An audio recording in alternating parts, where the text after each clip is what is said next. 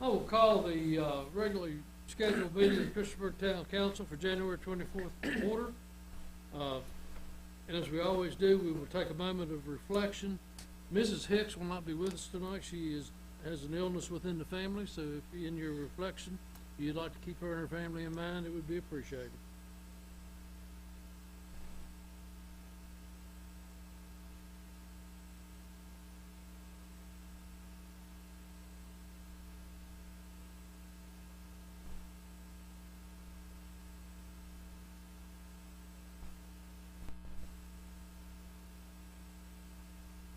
Thank you. And since I forgot who led the pledge last time, you'll join it. I'll lead the pledge. I pledge allegiance to the flag of the United States of America and to the republic for which it stands, one nation, under God, indivisible, with liberty and justice for all. Are there any amendments, adjustments to the agenda? Hearing none, we will move forward. We have no public hearing scheduled for tonight. We have a lengthy consent agenda consisting of the minutes of July 10, the monthly bill list, several contracts to various companies to do inspections, so on and so forth, anywhere from $100,000 to $500,000, not to exceed $2,500,000 per annum, and to set a public hearing for March 24th for conditional use permit request by Shaw Development LLC, property owner, to allow a contractor's storage yard on the property located at 1130 Cambria Street Northeast, tax parcel 497-2-A and B.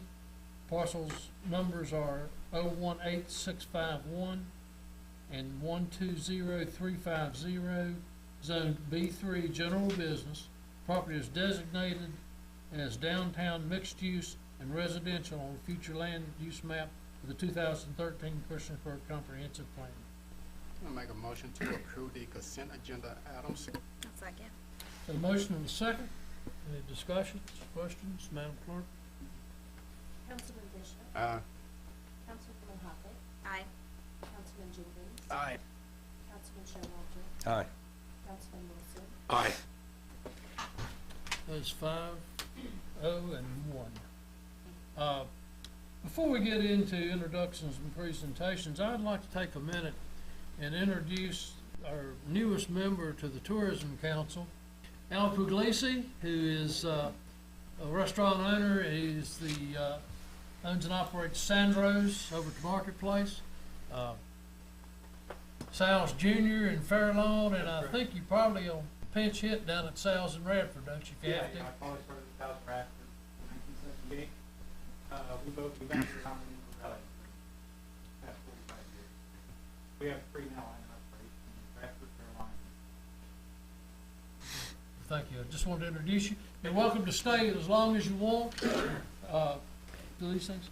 Under introductions and presentations, we have David Rodenizer, Executive Director of Blacksburg, Christiansburg, Montgomery County Regional Tourism. He's going to update council. I also have Cheyenne Key here with us, his assistant.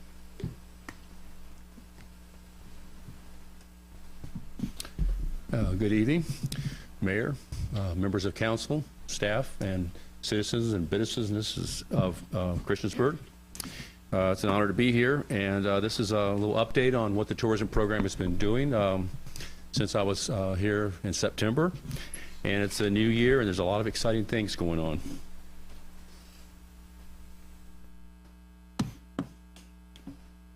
So now we'll go to town. First of all, we have made some updates to our website. Let's see, there we go. During the September meeting, it was brought up that when I spoke here that there was nothing on parks. So that is one section that we have added to the website under outdoors, and all the parks are listed. And there's a direct link to directions and descriptions of each of the parks. And I want to say that Cheyenne Keys, the tourism program assistant, has done a heck of a job with our website and a lot of our programming with the tourism office. We have relaunched our social media platforms. We're trying to do 1 to 2 posts per week just to keep it active. Facebook and Instagram.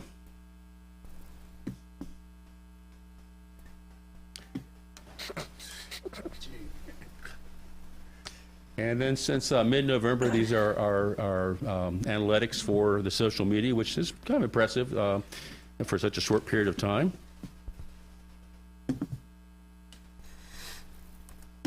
And we continue to add content to our inventory of photo assets for the program. You can never have enough photographs, and we're continually adding to our inventory. And I'm really excited about this. It's taken a while to get here, but we have our DXP, our digital experience platform. And you can see there with the 3 bullet points, there's a daily events calendar. Every 72 hours, it does what they call a sweep and collects all events and activities going on. And every 14 days, it goes through and looks for any changes or updates to business listings. And our contract with this was just recently finalized. And it should be operational, starting out, after February 1st. It takes about 6 weeks to get things up and running with that. But I'm really excited about this. This is something we were working on last spring. It's taken a while to get here, but it's a new technology, and it's a great tool for us. And instead of having to go to look for information, it kind of pulls it to us. Montgomery County was awarded $180,000, so it was eligible for $180,000 of ARPA tourism recovery funds, and the county has transferred those funds to the tourism office for the benefit of the 2 towns and the county. And there's 2 items that are referred to as marketing production. One is a digital asset audit and training, and it's destination optimization. What that is, they're going to do a geofence around the entire county, and we're going to look at 300 to 500 different businesses to see how they look on Google Places, to make sure that, you know, when people now, travelers, they go to their phones. That's where the information is. We want to make sure our businesses are ready for prime time and they look good and they're up to speed on how they look on Google Places.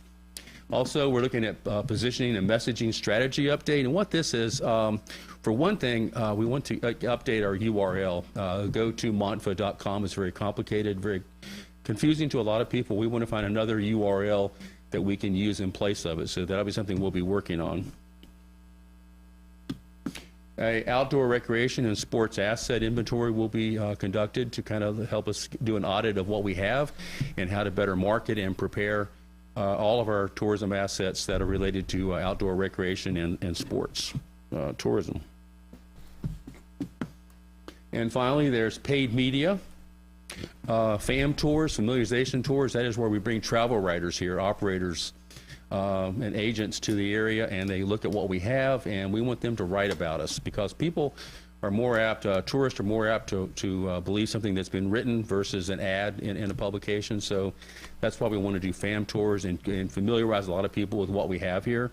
And also we're looking at doing a spread, a leading spread in the State Travel Guide. The State Travel Guide is the flagship publication for Virginia tourism, and we've kind of been absent for that from a number of years, so this will be a good introduction for us to be present again in that publication.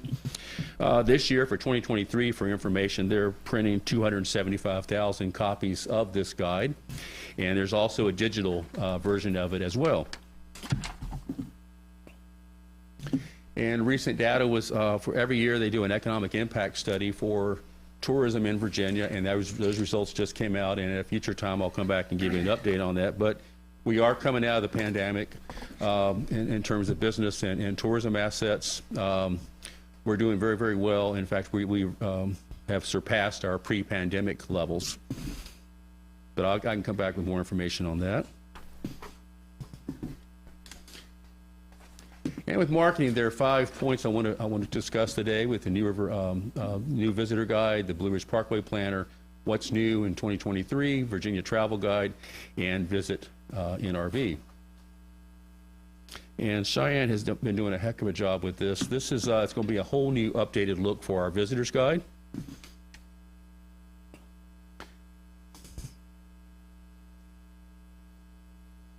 There's new content on public art, exploring public art, enjoying the parks again. And if you notice, there are QR codes. This is a very QR code rich visitors guide, and we were able to help track people when they go to it and where their interests are and so forth. So it's a very interactive type of visitor guide to give us information as well and to help the visitor. Scenic drives, go camping, stay with us, get hitched, and meet here. These are all part of the new visitors guide. And we hope to get this printed before April, if at all possible. And we want to have it be able to last us until the fall. It's going to take a while to get the new URL developed. We don't want to print too many. We want to make sure we have a good new URL to work with. And so, well, we need something now. The current guide predates the pandemic. Blue Ridge Parkway Planner, 275,000 copies of that have been printed, and that gives us a presence with the Blue Ridge Parkway. And every year, the Virginia Tourism Corporation has what they call a What's New Virginia program. And this year, what's the biggest thing happening in Montgomery County? It's the Christiansburg-Huckleberry Park. So we nominated that, and it was added to the state lineup of things. And statewide news release went out, and this is a publication in Northern Virginia, but this showed up in a lot of publications around the state. And working with our New River Valley partners, Giles County was able to help coordinate securing state funding to pay for this, and we're looking at branding our New River Valley region, working with our partners, Pulaski, Floyd, Giles, and Radford.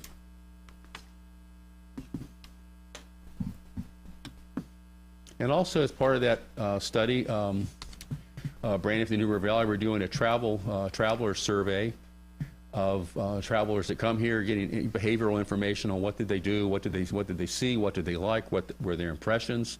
This is done by Dr. Vince McGeaney. He's done research here before in the New River Valley. And also, this was a chance for Cheyenne and myself. We went out and personally visited all of our lodging properties in the county, in the two towns, and the meet and greet. Hey, we're here. What can we do to work with you? And that type of thing. And as well as encourage them to ask their guests to please help us, by completing a survey. And every year, this tourism office has been involved with what's called a blitz. The different welcome centers around the state. When you come into Virginia from different states, there's usually a welcome center there. The one closest to us is in Lambsburg, Virginia, on I-77, coming up out of Florida, Atlanta, Charlotte, that way. And during the month of March, that we take it over. And what's interesting, we have it during the month of March, and the last week of March is the busiest week they have for the whole year at this Welcome Center. What's going on there? What Canadians going back home that week. So there's a huge, a number of Canadians coming through there, which is kind of interesting. This Blitz program is very popular. Floyd, their business community loves it, the small business especially, and they have a blitz 3 months during the year, so it's that popular. And we are hoping that we can get as many businesses in our community as involved with this. It's great. It gives us a chance to introduce our community to the state Welcome Center staff. The staff at the Welcome Center gets to know our community better. It's a good relationship program. So it's only $500 a year for 1 month to take over the Welcome Center. So that's an important thing. And we're continuing with our arts and economic prosperity. This is an economic impact study of arts and culture in our community. It's never been done here before, and it's done every 5 years, and it's going to give us better insight on arts and culture in our community. It gives us an idea on what's out there and how we can work with matters. Mark your calendar for November 29th and 30th. The Vice President of Research for Americans for the Arts will be here to help roll out, explain, how the results of our economic impact study, which will be should be very interesting. A public art is something we're working at also. A database has been developed. And there are some, it does encourage foot traffic, especially near retail locations. And we've never had a full public art inventory conducted, in our community before. I mean, this with the two towns in the county and Virginia Tech. We also reached out to the Tech and the architect. They did not have a complete inventory, so this is very important and helpful. And a Google map was developed with, it's an interactive public art map. For example, we circled there where it says Christiansburg, Love Work, and that'll pop up, and we'll have information to describe, you know, where it is and how to get to it. And we've been getting more involved with bringing meetings here, conferences, and trade show support. In March, the State Agritourism Conference will be here. They had hoped to have it at the end of Virginia Tech, but unfortunately they were filled that week, and we were able to find a backup plan for them so we wouldn't lose them to the community, and it's going to be at the at the German Club. But anyway, we're getting more involved with trade shows and businesses wanting to come here. And this is an opportunity for us at the recent Galax Fielders Convention back in August. It was I was amazed at the number of Christiansburg musicians, traditional musicians that placed in the top 10. We don't have a lot of Crooked Road assets to build upon, but this is an opportunity. We need to find a way to, tie into this, because we are part of the Crooked Road, and we have the product to work with. So anyway, I just wanted to point that out. And we're reviving 2 committees. One is the Sports Marketing and Outdoor Recreation Committee, which probably will meet every other month or quarterly, getting that started. But that will also tie into that one ARPA project for doing an inventory of assets. And also we want to get back with having a hospitality and tourism meeting, mostly your lodging properties, tourism assets, restaurants. Anyone that wants to come and be a part of that will be welcome to do that. And of course, the Huckleberry Trail, this is an interactive map that Cheyenne put together. It'll carry us through until the Fringe of the Huckleberry comes out with another type of interactive map. Also, I wanted to point out too that this last time I talked to you, anyway, we're looking at getting a historic marker, highway marker for the Huckleberry Trail. But I'll be going through working with town staff and then your various committees to get input and comments on that. And the same thing with Route 76. Getting a historic marker. Why historic marker? Well, in 2026, that trail is going to be 50 years old, and it goes from Astoria, Oregon, all the way to Yorktown, Virginia, and it deserves to have more marketing and promotion. It's very unique, and if you look on the map there where the star is, I think you're driving theater, but anyway, from Berea, Kentucky to Christiansburg is one leg, and then from Christiansburg to Yorktown's another leg, and that's a huge opportunity for us to work with that. And then who would ever thought trying to get a historic marker for something like this? And and then nationally, if someone in another state or whatever tries to do a marker, we've got them beat. We'll be the first ones to the punch there. But thank you. And any questions or comments you might have? I have a question for you concerning getting back to the DXP program. Yes, sir. If Christiansburg is holding events, how's that information entered into the system? Or how will it be entered into the system? Okay, we do a geofence around the entire county. Okay, and then for events, we're able to enter at least I believe 30 Facebook pages, for example, and then it looks at Eventbrite and different programs like that. It does the work for us. It pulls them together, and it puts them into a queue. And then what we will do is we will go through and approve it, and then it automatically populates the calendar of events. And one thing too, if you saw the small print there, but every week we will be able to generate a calendar, itinerary calendar of upcoming events in the area that we can send to the various lodging properties or anybody that wants this information. It's going to be an amazing management tool for us for what's going on in the area. All right, so does that information have to come to the tourism office to be entered? Or No, it's up. Here's the thing: the burden is on the businesses and the organizations to make sure they have their stuff on Google Places, make sure that they have their events on Facebook or Eventbrite or something like that. That's for the DXP. All right, but also with the ARPA, we're going to do another layer there of reaching out to 300 to 500 businesses to make sure they're up to speed. So it's like double layer of training and enforcement. We can't make businesses do this, but we're trying to make the services available. So then we're all together on this. And then they're going, and for example, with the trainings, they will videotape those, so when you're a new business, you know, we'll be able to, hey, check this out, video out, and we'll help them do it, so, Okay, thank you. okay. Any other questions? Well, I'm glad to hear that this long-awaited legal process to sign up is done. Congratulations. Well, thank you very on much. that. All right. Citizens' comments. This is the time when citizens can come before council, discuss items of concern or interest to them. The standard is 3 minutes, name and address, and address your comments to the chair. Is there anyone here that would like to make a public comment? Chris Walls, 1370 Rigby. I just wanted to thank the 4 of you that voted. Can you speak up just a hair, Chris? I'd just like to thank the 4 of you that voted for, you know, that's the bottom line.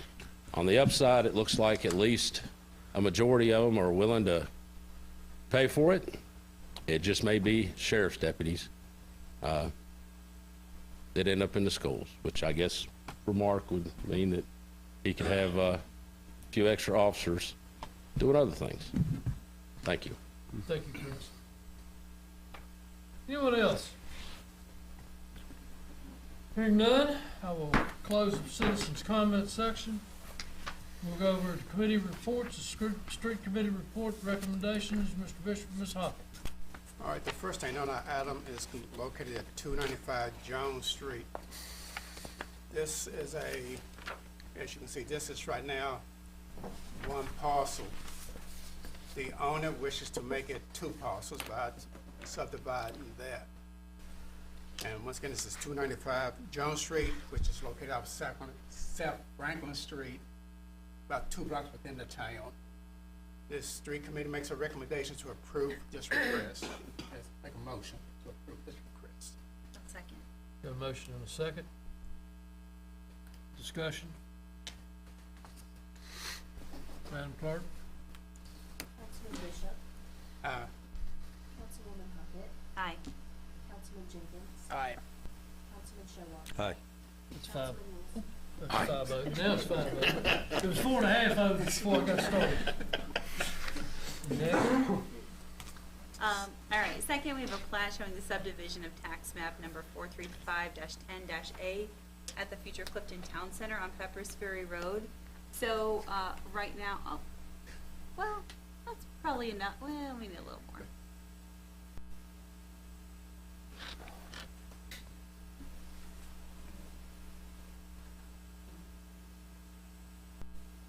That'll work.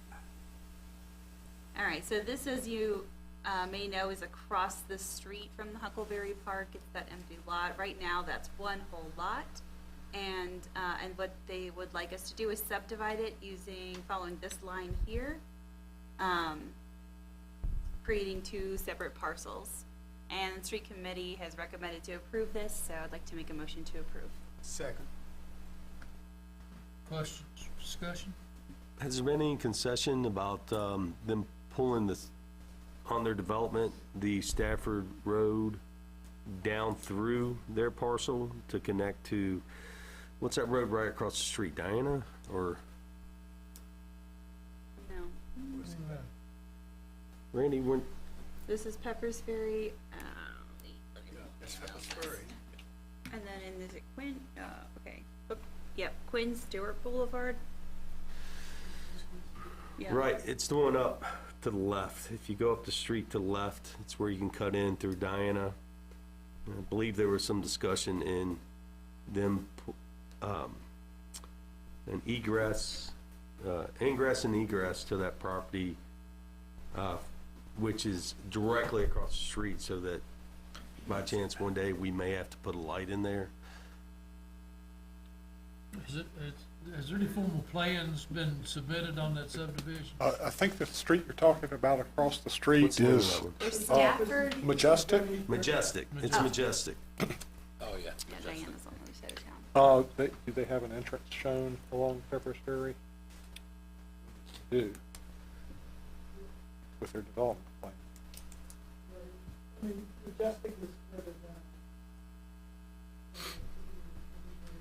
Majestic Yeah, is, it's- Right, but I thought there was some Right here. concept because of But, the, for Magnolia Point development, there was well, a, that's this is. parcel one, right? Well, this is Clifton Town Center. Well, that's, okay, the town center is what I'm talking about, because those are gonna be several hundred townhomes, correct? It will be town. Right. So has there been any more discussion about the ingress and egress to be straight across from Majestic? right here. Yeah. We, we didn't So we discuss can, we any can of look at the this. plans. I mean, as far as the entrances, we have been reviewing those. It would not be a public street, but, there would not be, there is planned to be a light at Stafford. Which is here. But didn't we run into the same thing with the mall and the marketplace, is not having a, four-way stop where people can get right in? I mean, wouldn't it be better to be proactive now to make sure that Majestic, which is a heavily traveled street from 114, and so is Stafford, and this is a step in their development, correct? I mean, this is something new that's come across our plate for a subdivision of this parcel, right? Yeah, so I think Stafford is gonna be like the intersection, as far as from, because we wouldn't have enough separation to be regulated Majestic. But I do think as far as, and I will go back and look at the site plans, but I know, our government reviewed it, we do make sure that, there are not any movements created with existing streets and conflicts that are built into, intersections. So maybe we can take a look at it, but there was not a public road that was So we've not, I mean, this request is just to subdivide. planned. That's correct. There's been no approved plans for anything further than asking us to subdivide. That's correct, right. So they had, they've been moving along through their site plan process, and with their first phase, and they submitted a second phase. They doubled back and said, well, we don't really want to use or which is subdivision further than just subdividing the larger 26-acre parcel, into two parcels at a time, or financing or real estate transaction. Needs. Okay, well, I will be abstaining because I do live near there. But I do know the concern with council, especially now with all the development on 114, and even the development that is now being talked about in the county, another large development right outside the border on 114. There were some issues with that track of Stafford, which runs from Pepper's Ferry all the way up to Quint Stewart. They still plan to improve that, right? Yeah, that was, I remember that was a large discussion. Okay.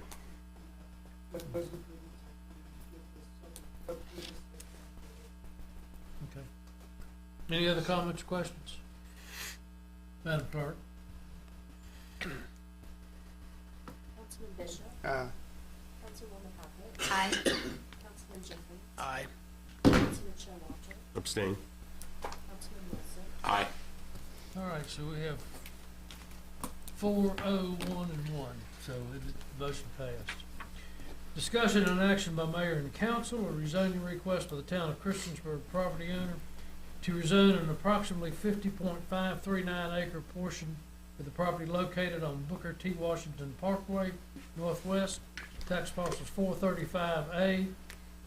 435A-3A, and the parcel ID of I-2 is 270079, commonly known as Christiansburg Huckleberry Park, from agriculture district to R1 single family residential, and an approximately 12-acre portion of the same property from A agriculture district to B3 general business. Property is designated business, commercial, and parks, open space, and future land use map of the town of Christiansburg. Public hearing was held on January 10th, 2023. I make a motion to approve the rezoning request. I'll second. The motion is second. Discussion.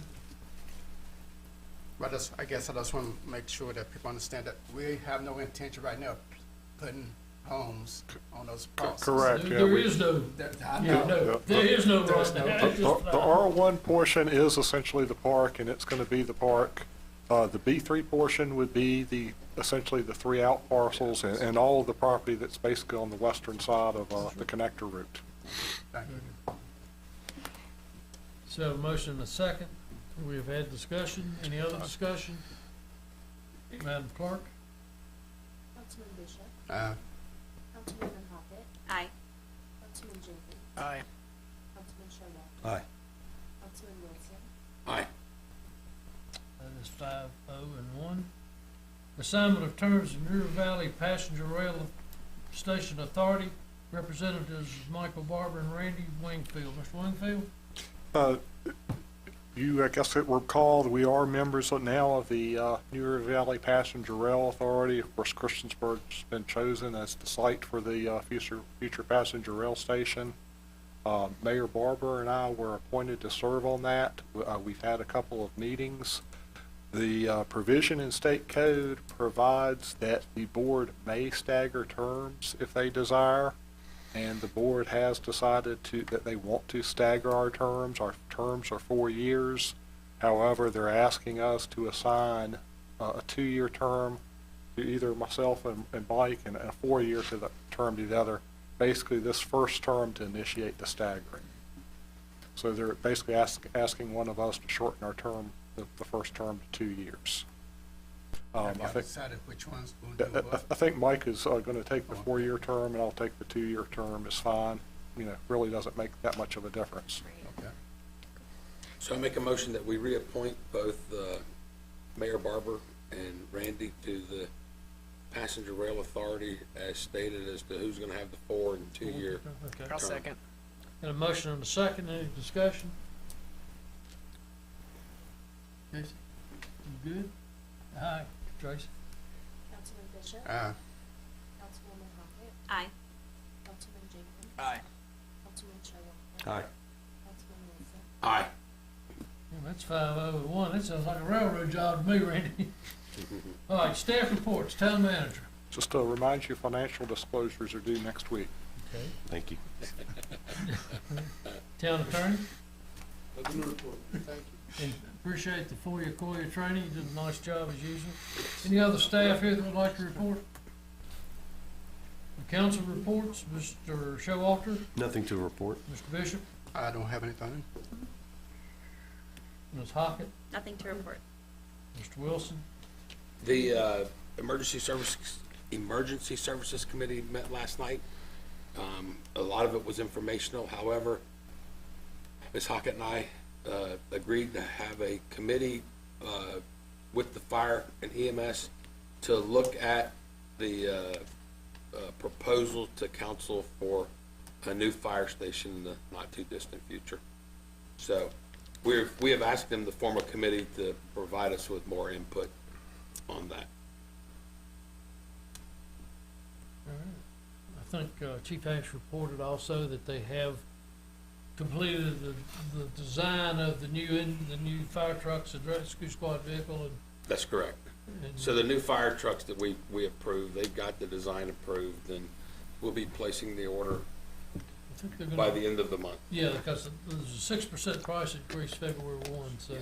they're going to make sure Before that they do. February 1. Tim, has there been any, and Tanya, has there been any talk about making this a public safety complex so that we have rescue and police and fire there on that? That's a good Lot. question. That'll be, so at one point, we talked about having a room for a police officer, for some type of police, and that's what the committee's gonna come back and tell us.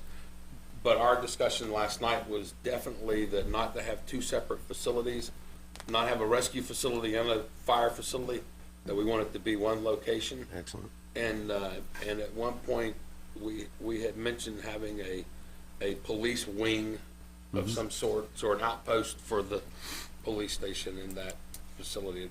And that, Chief Hanks and those guys will come up with all of that. Thank you, guys. Appreciate it. All right. Mr. Jenkins? I got nothing to report, sir. Nothing going on at the library? Nothing at the library, no. Museum got the All right. You gonna get it disbanded? Yeah, that's right. Any other business to come before council? I also have no report, so with that, we stand adjourned. 36 minutes, that might be a record. Second